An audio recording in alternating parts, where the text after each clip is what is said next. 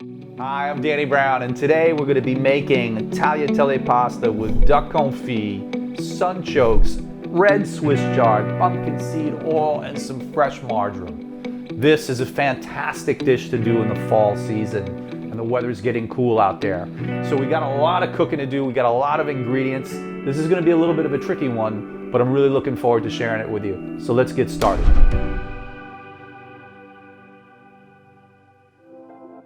All right, so now it's time to make the duck confit, and what you want to do is make sure that you give yourself 2 days before you make this pasta dish, because this actually takes some time. So I'm going to show you the way we do it in a restaurant, and I'm going to also show you a shortcut in case you want to buy this already made. So I have some moulard duck legs here, and what I'm going to do is I'm going to put a spice rub on it. It's essentially curing it overnight in the refrigerator for 12 hours. I have a little kosher salt.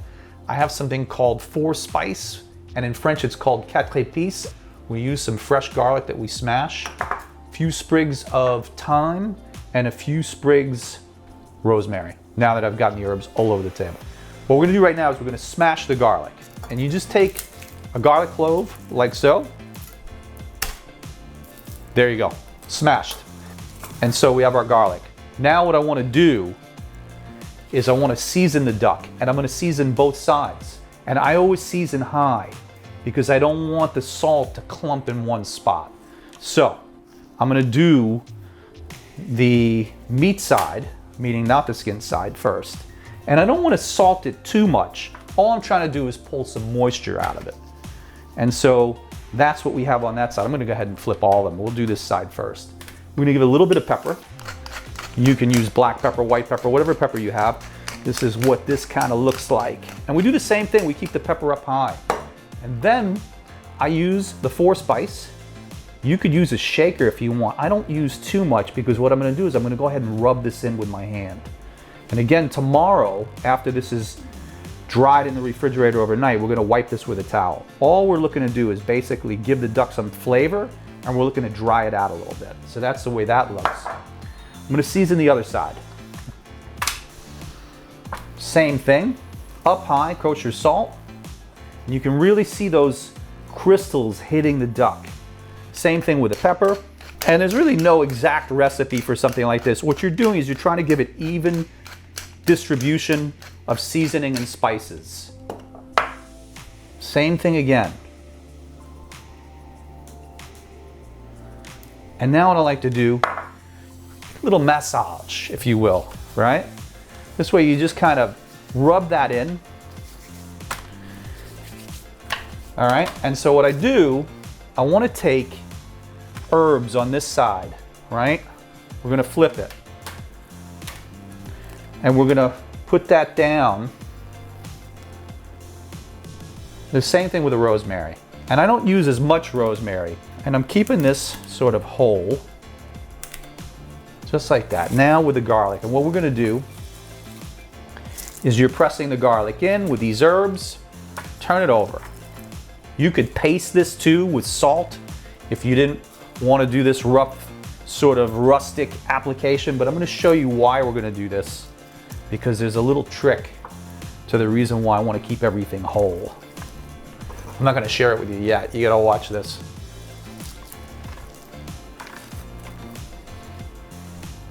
And if you want to, and you're like, want to give the thyme a little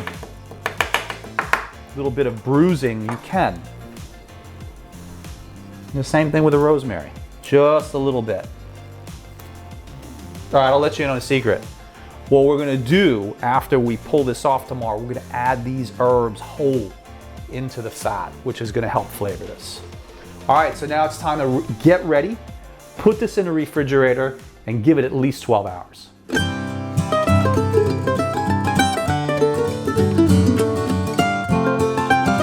All right, so we pulled the duck out of the refrigerator where it's been sitting overnight. We had bruised our thyme and rosemary to release the flavor and smashed garlic and salt and the 4 spice and the pepper. It's on the wire rack. That's where it was placed overnight so that it would dry evenly. The last thing we wanted to do was season this to dry the duck and then have it sit right in contact. The next step that we want to do right now is we want to save all this, but I want to wipe the duck legs. And all this is gonna do is remove the step that we did last time. It's removing moisture. And we're now gonna place these beautiful legs submerged into some duck fat that I had just gently melted. So, and we're doing the skin side up, and there's a reason why it's skin side up. We want the top of the skin to render into the pot. I don't want the flesh side up because I want to make sure that this is really, really submerged in that fat. It's such a gentle cooking medium. It's absolutely beautiful. Now, all right, so this is all wiped down. Right into the fat like this. Beautifully submerged. And what I want to do, we want to take some of the garlic. This is a little trick that I learned from a guy that had a wine bar in Paris called Bar de Leaks, long defunct at this point. But one of the things that he did with his duck confit is he took some thyme, right? Some rosemary and some garlic cloves. Goes in the fat, and this really adds beautiful flavor to the confit. So that's it. All we've done is we've added some fat, and this will cook gently. Now the next goal for us is to get this in a 250-degree oven for 3 hours. So let's get it in the oven.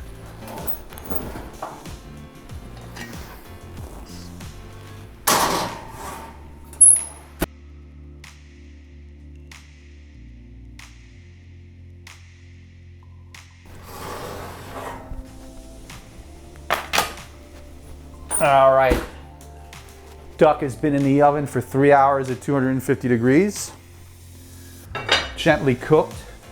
One of the things that we want to look for to determine whether the duck is cooked or not is whether the leg bone is exposed, and it is. And that happens naturally on its own. If you still see all the skin and cartilage on the leg bone, that is a pretty good indication that you're going to need to return the duck to the oven. Generally, 3 hours at 250 degrees should really yield this kind of a result. So this is really kind of what we're looking for. We're gonna shred this, but now if you wanted to just sear this as an entree and get the skin all crispy, I would just leave this in the fat, let it cool down, and the juices will sort of redistribute, and it'll make the duck nicer. So what we're gonna do is we're gonna cool it, and then I'm just gonna take the skin off and pull some shreds, almost like pulled duck, and that's what's gonna go in the pasta. All right, so we're gonna get ready to make our brown chicken stock now. I'm gonna roast some chicken bones in the oven at 350 degrees. Generally, a good idea is what you want is you wanna make sure that those bones are brown. So take your time, try not to rush it. I think it's gonna take about 2.5 hours or so to do, so let's get it in the oven right now and we can get started. Now it's time to make the pasta. All right, so let me talk a little bit about what we have. I have 00 flour. Listen, if you don't have 00 flour, that's cool. You can use all-purpose flour. We have the 00 flour. To that, I'm gonna add, this is a quart of flour. I'm gonna add, let me make sure I do this right, a tablespoon. I'm using kosher salt today. You can use sea salt. And what I like to do is I wanna make sure that the salt is mixed into the flour. So my next step, now that we've mixed this all in, is to crack some eggs and add a little olive oil to the egg. I'm gonna do 6 eggs whole and 1 yolk. So I wanna talk a little bit about how we're gonna crack these eggs. It's really super important that we crack the egg without shells here. So let me see if I can do this. On a flat surface, and just open the egg. Okay, we do it again. I make sure I don't hit it on the rim of the bowl. And that's it. Now we go with 1 egg yolk. And what I'm gonna do is crack that and do the old transfer. Okay, the yolk is in. All right, so eggs are here. What we're gonna do is, I'm gonna go ahead and beat them. That's pretty good. So what I want here now is a tablespoon of olive oil. All right, in we go.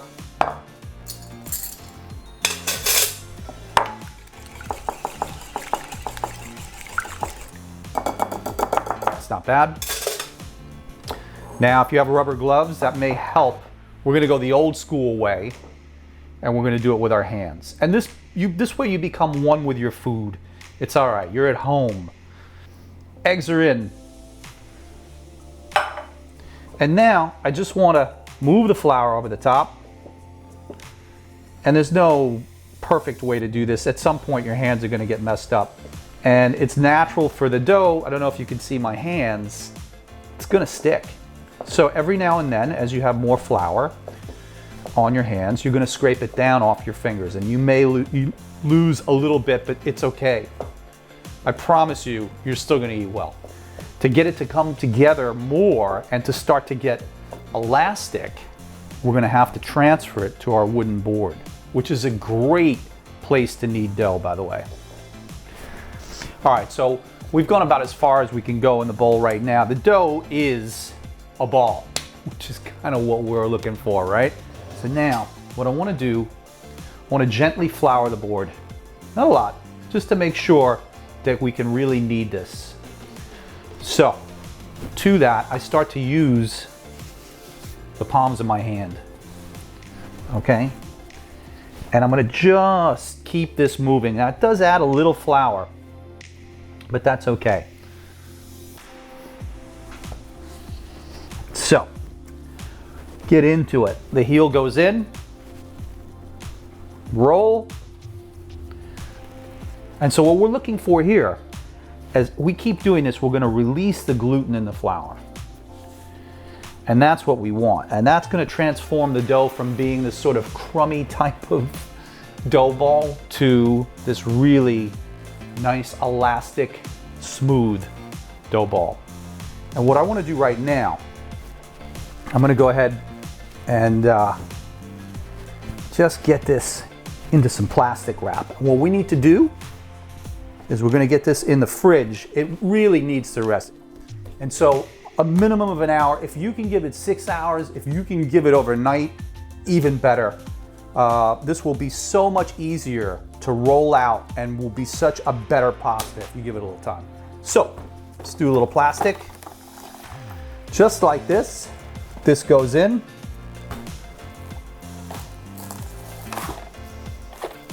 Just like that, nice and tight. We don't want any air. No air for this guy.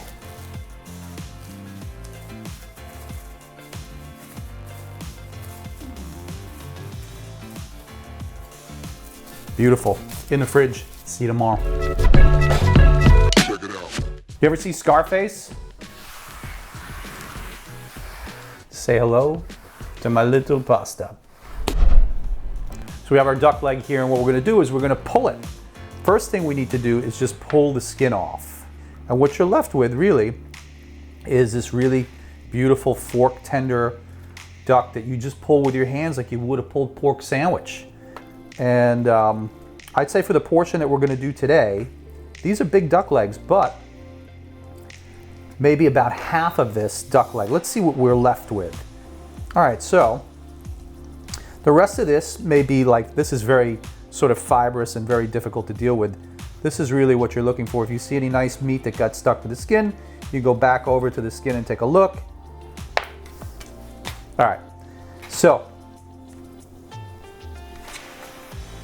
I'd say we're gonna use about half of this duck leg in the pasta. So there you are. Our duck leg is ready. We're gonna do our vegetables now for the pasta. We have sunchokes. This is a tuber. It's the root of a sunflower plant, and it's very, very similar to a potato, less starch though. We're gonna do this 2 different ways. We're gonna peel them, we're gonna cut them into some uniform pieces, and we're going to cook them by submerging them in olive oil. And that's how we'll sort of confit the vegetable, but without duck fat. And then we're gonna make chips, which we're gonna fry up in olive oil as well. We have red Swiss chard here. I'm gonna cut the stems like so. We're going to take the leaves off stems as well. We're gonna cook that 2 different ways. We're gonna blanch the leaves in boiling water and shock them in ice. And we're gonna do the same, almost the same thing with the stems. We're gonna cook them with a little vinegar and a little bit of water and a pat of butter and get the stems cooked separately. We want them to cook at different times. They don't take as long, the stems take a lot longer. And that then will get incorporate it into the pasta dish. So with that, let's start with the sunchoke. We're gonna peel it. Just get the bottom. Done. Sunchoke number 1. This we'll use for a chip. All right, done. With a sunchoke like this, you can cut. We're just looking for these nice pieces, and they will shrink a little bit after they're cooked. With a chip, I'm gonna use a Japanese mandolin. So just being careful, we wanna just run the sunchoke down the blade. Okay, chips and uniform pieces. And I'm gonna put this in our bowl. Just keep this over here. Now with the Swiss chard, what I wanna do is I want a stem, right? So I'd like that stem, but when I cook these leaves, you could run a knife down like this if you want. And that's really what I'm looking for, okay? Let me just show you what we're gonna do here. All right, and we're gonna just down the middle. And what I like to do, just because I'm decorating it, I'm making sort of these little diagonal cuts. And that's the way that looks. And with the leaves, you can easily do this with your hands, right? There's always a little green that stays on there. I like to use a knife, but if you feel more comfortable not getting a knife on that stem, that's what we're looking for. We're gonna go ahead and roll our pasta right now. So we have this beautifully rested dough, a little bit of flour, not too much. We're gonna start to brush different amounts of flour as we go. So we have our pasta machine here. We've got the widest setting. I'm gonna go ahead and cut just part of the dough. We're using a pizza cutter. You could use a knife. And then what I wanna do is make sure that we rewrap the dough that we're not using, because it will dry out if it doesn't, and this towel is just slightly moist. Just adding a little humidity right here in the corner. And so, I have a rolling pin here, and all I wanna do is flatten the dough a little bit so that I can go in the widest setting. Just before I go in, I just use a pastry brush or a painter's brush or whatever you have, or if you don't, just your hands. And we're gonna go on this widest setting. And in fact, there's a setting beyond 10 that's even a little wider. But we use the rolling pin to get us to that first set. We want to just relax the dough by putting it in twice. And now I'm going to go to number 10. And so I got to make sure I'm really on 10. I am. And we go. This is the first setting for stretching the dough. I typically try to do each side twice. Now I go to number 9. Okay. Gradually stretching the dough. Now I'm going to go to number 8. And this is coming along nicely. And then we're going to get ready to do the first fold. So I have this on 8. I'm going to go ahead and take this machine and bring it back to our first setting. What I want to do right now is I want to give the dough a fold. I typically do this once. This dough is rested really well. You may need to do this twice if you have dough that's not rested that well. But this fold will then make this even more elastic. So we go back to our widest setting. You may need to use your rolling pin just to give it a little flatness. All right, so back on the widest setting. The dough is folded. And now we're gonna stretch. We do twice. Now we go to number 10, which is the actual first setting. I go on the widest setting, which doesn't even have a number. That just allows me to get the dough in, right? I'm gonna try to let it get on number 9 now without flouring it, trying to keep it as straight as possible. And before I do number 8, I just wanna make sure that I give this a gentle brush of flour. As we are expanding the dough, it's getting a little more moist. So back in here.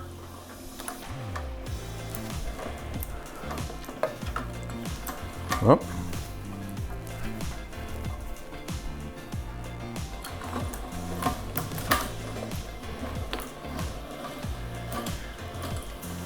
So there we go. Done. Now, since we're making tagliatelle, we now have the sheets that we want. We're gonna sort of even them out a little bit, and then I'm gonna attach the tagliatelle cutter to this, and we're gonna go ahead and cut tagliatelle. So we're gonna pass our sheets of dough through the tagliatelle cutter. So I've attached this secondary cutter on here, just a slightly thinner side. I just want to make sure that this goes in straight. So we go. All right.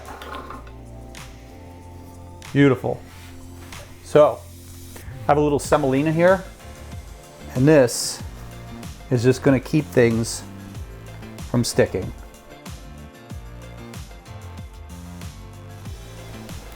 All right, so we are getting ready to blanch our Swiss chard. We're gonna cook the stems and we're gonna blanch the leaves. So first things first, let's do some leaves. We've got a nice pot of boiling water right here. Really important to salt the water liberally, right? And then what we wanna do is we take our ice water that we're gonna actually shock the Swiss chard leaves in, and we wanna season that as well. These leaves aren't gonna take very long at all because we've destemmed them. So I'm just gonna drop them in the water. No Swiss chard left behind. All right. So we're moving the vegetables, and what we're looking to do, we could easily saute these vegetables too. Right there, let me just grab my ice. Swiss chard is in. Ice water. Beautiful.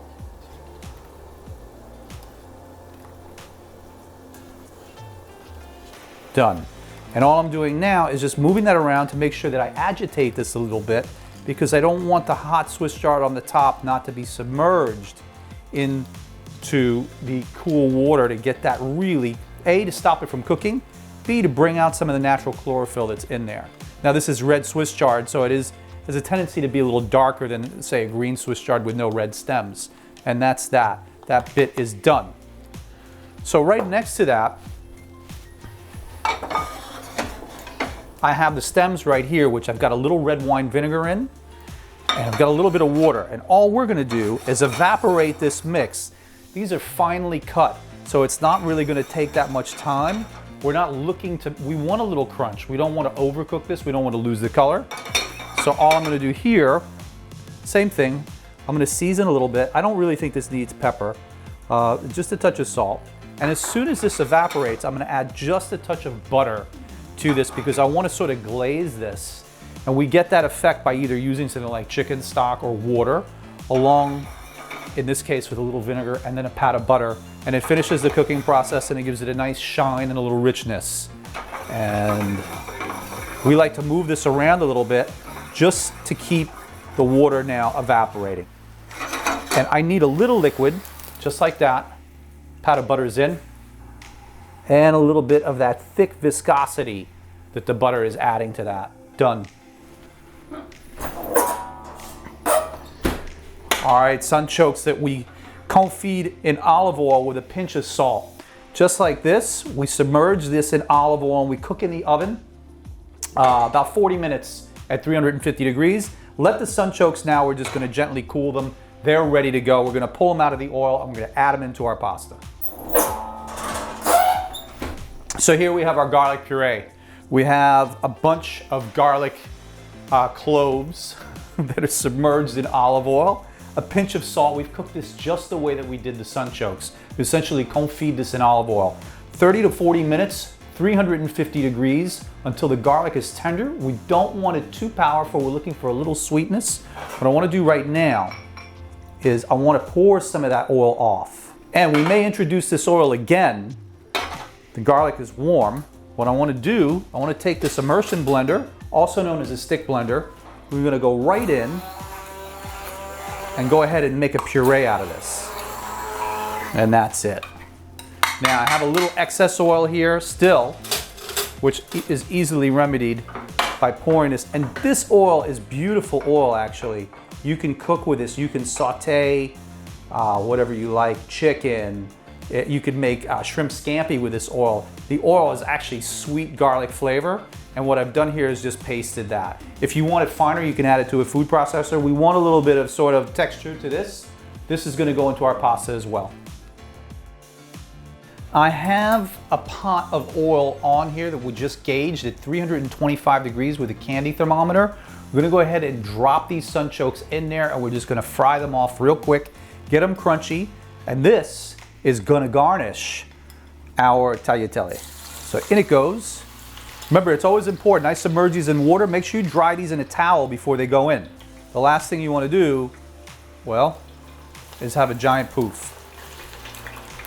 You know, this doesn't just have to be for tagliatelle. If you wanna make some sunchoke chips at home because you're looking to make something that's crunchy that's not a potato, this is really great. Got a little less starch than potatoes, but it's absolutely wonderful. All right, so chips are nice and brown, looking absolutely lovely. We want to get them out now on a towel because I want to blot some of that oil, and we're going to season them right away, okay? Right here. Almost looks like garlic chips, but definitely not. Nice sweet flavor. And it's so important, we treat these just like a potato. When you take potatoes out, you want to give them a nice sprinkle of salt. It just highlights and accentuates the flavor of the vegetable. And that's it. Sunchoke chips are done. So I have these chicken bones in the oven at 350 degrees for 2 hours. Nicely browned. What we're going to do now is we're going to transfer the bones into the stock pot. We're going to add our mirepoix vegetables. We have nice onions, carrots, celery, a little bit of bouquet garni here, which is a fancy French terminology for thyme, parsley, and bay leaves wrapped with some string and some garlic. We're going to transfer that into our pot with tomato paste and cold water. All right, now we're going to get our brown chicken stock going. I've got a nice big pan here, and we're going to roast our bones in the pan, meaning give it a little caramelization. I'm going to use a little bit of mild olive oil. I don't want anything too flavorful because, you know, it's sort of lost on that. Beautiful olive oil should sort of be used when you're finishing something. So we have these veg right here, carrots, celery, onions. I also have some garlic. We have our bouquet garni that we're going to throw in there. First thing we're going to do, we're just going to slide vegetables right in, along with the garlic.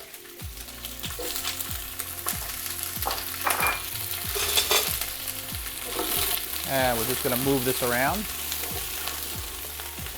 So, vegetables are toasting up nicely in the pan. All right, so now we have a little caramelization on these vegetables. We're not really looking to do much more than just give it a gentle brown color. Now what we want to do is we want to dissolve the tomato paste. I have here just about a quarter cup of paste. As soon as we dissolve that, what we want to do is we want to add our roasted bones. And it's really important at this point that we don't burn the paste. The paste goes on. All we want to do is just sort of dissolve it. It's going to cook out with the water anyway. That's just about where we want it. Now would be an absolutely perfect time to add these roasted bones. So in they go. Everybody goes in.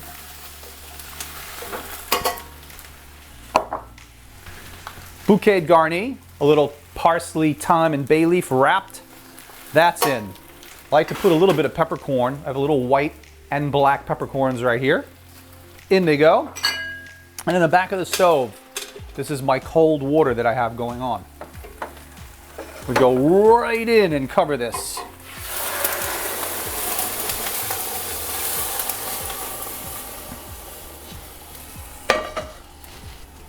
Beautiful. Now what we're going to do is gently bring this up to a simmer. And we're going to let this go probably about 5-6 hours. After it's done, we're going to strain it, we're going to refrigerate it, we're going to skim the top of the fat, and then we're going to reduce it after it's been in the refrigerator overnight. It's very, very important, if you can, to put your stock in the refrigerator overnight. Otherwise, you're going to have a tough time pulling the fat layer off.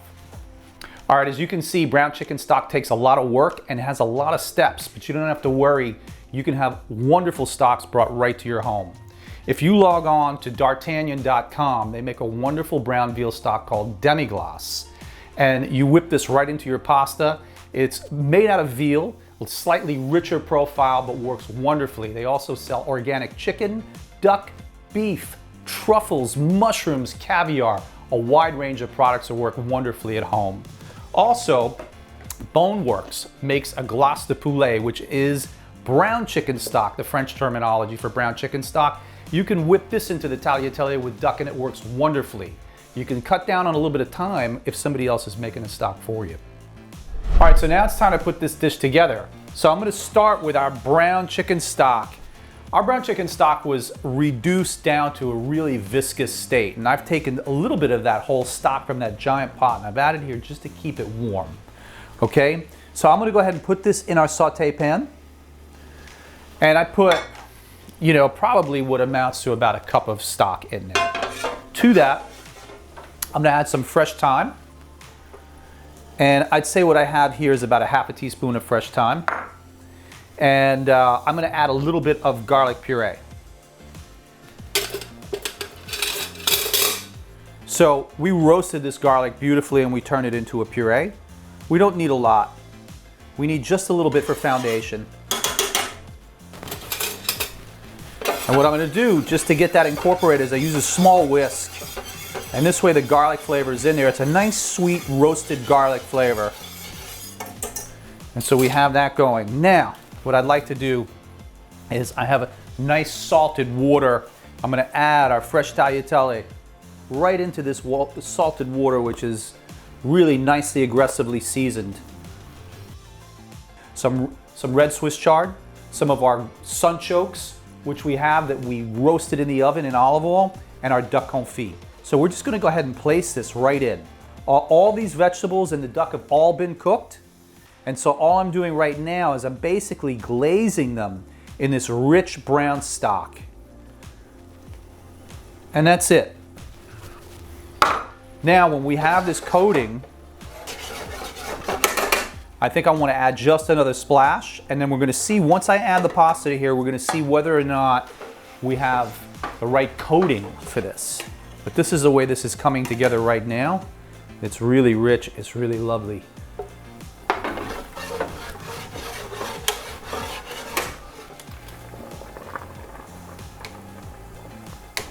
Very nice. I like to take just a spoon of that water right now. I don't want a lot. That water is aggressively seasoned, and all I'm looking for is just a little starch. And I don't want to cook this pasta too long, as I mentioned, because now I want to finish it inside of our brown chicken stock. So this feels really, really good. The noodles look great. Looks good. So it's okay for it to have a little bit of water. Again, that water is going to be like a liaison, tying everything together. That's what that looks like in the basket right here, right into the pasta. And now I just basically want to swirl. This is all about just getting this cooked to a really nice glazed, rich sauce that adheres to the noodle. The reason why we have it in the sauce now is we want to finish cooking the noodles, and we really want to pull all that liquid right into the noodle. The last thing we want to do after all this work is to just dump the pasta in a bowl and take everything and pour it on top. This really has to sort of really pull in, really coming in nicely. So, I want to just show you something. This is about where I have this right now, right? It's nicely glazed. I think what I want to do is add a splash of stock, and I'm going to turn it off because this is just about ready. Now what I want to do, I want to turn the heat off the pasta. And what I want to do is I want to shave in a little bit of Parmesan. This is Reggiano Parmesan cheese. I want to shave this in, and I want to add a little butter. And I want to emulsify the cheese and the butter together with the brown chicken stock. So I have a better chance of doing that. The last thing we need right now is aggressive heat. It's plenty hot in here right now. This doesn't need to be on any longer than it is. So I have that, and now I'm going to add a generous pat of butter in. And what we want to do is we just want to emulsify that in. So butter is almost melted, cheese is on. This looks great. And I also like to add just a splash of extra. This is a great time for extra virgin olive oil. Nice sheen, a little bit of flavor, a lot of flavor actually. And now we have it just about where we want it. Now we're gonna wanna check for seasoning. And that's what that looks like. Richly glazed, emulsified butter and cheese at the end. So this is when we wanna check for whether or not we have salt. So I'm gonna go ahead and taste this noodle. Very, very close. It could use a little bit of pepper. Not a lot, but we have hearty flavors. All right, so that's coming along nicely. Now what I want to do is I want to add the secret ingredient. Just a few shavings of nutmeg. Ties in beautifully with the duck. Just a touch. Doesn't need to be a lot. And then what we want to do is we want to finish with a little toasted pumpkin seed oil. And this almost kind of looks like balsamic vinegar, but it's roasted, toasted pumpkin seed extract in oil form. And it's absolutely, it's just a great flavor profile. And it complements this dish really well. Nice hearty flavors with the duck, Swiss chard, and the sunchokes. And that's it. Now what we want to do is we want to get this on a plate.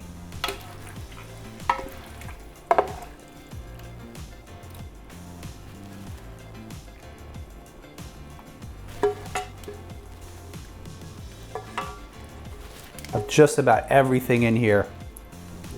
All right, so we're gonna finish this pasta right now with a little bit of shaved Reggiano Parmesan cheese, just a touch to accent the top. A little bit of duck confit, red Swiss chard stems, a little bit of sunchoke chip, just a few marjoram leaves. We drizzle just a little bit of pumpkin seed oil. Tagliatelle, duck confit, sunchoke, Swiss chard, pumpkin seed oil, marjoram, great fall flavors. It's one of my favorite things to eat. Go out, get yourself duck, make a little duck confit, throw it on some pasta. The most important thing is eat well, drink well, and see you soon.